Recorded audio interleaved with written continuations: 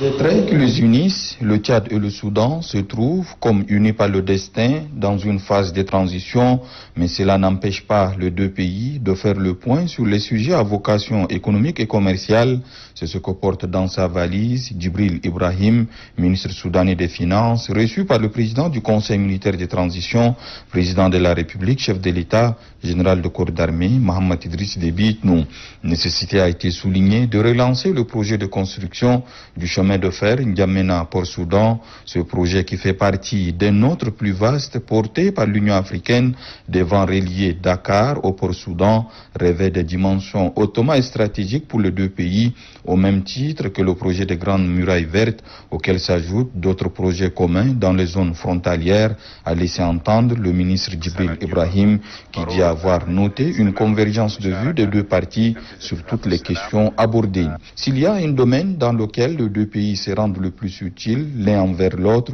c'est bien celui de la paix. Le Soudan récolte aujourd'hui les dividendes de la stabilité. Pour avoir œuvré grandement au processus de paix au Soudan, le Tchad s'est vu remercier à Tahir Hadjar et Al-Hadi Idriss, membres du Conseil souverain de transition et tous deux ex-chefs de mouvements armés ayant signé l'accord de paix du Soudan, sont venus dire de vive voix au chef de l'État toute leur admiration et leur reconnaissance pour le rôle combien crucial joué par le Tchad et son défunt président, le maréchal du Tchad, Idriss Déby Itno, dans le processus de paix. Garant de l'accord global signé à Djouba, le Tchad est disposé à assumer son rôle, le suivi de la mise en œuvre des termes de l'accord, a dit en substance le président de la République à ses interlocuteurs. Tahir Hadjar et Al-Hadi Idriss indiquent que Soudanais et Tchadiens sont un même peuple établi dans deux pays. De la prospérité des uns dépend celle des autres, font-ils savoir en substance. Pour eux, les valeurs partagées de parenté, de foi, de confiance et d'estime réciproque